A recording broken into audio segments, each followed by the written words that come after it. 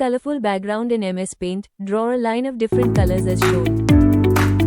And fill colors in the spaces using Fill with Color option.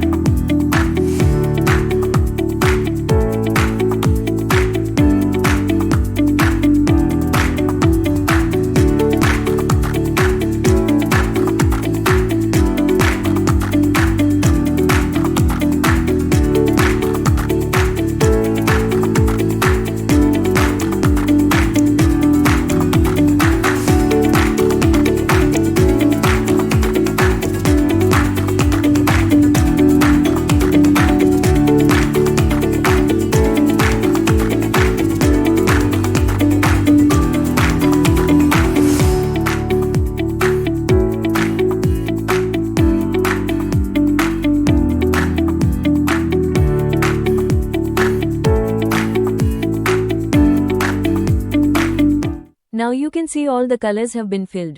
After this, go to Resize option and deselect the checkbox of Maintain Aspect Ratio and then select pixels as shown. Now change the vertical size to 1. Now again go to Resize option and deselect Maintain Aspect Ratio and change vertical size to the previous one. So now here it is the gradient color in the background.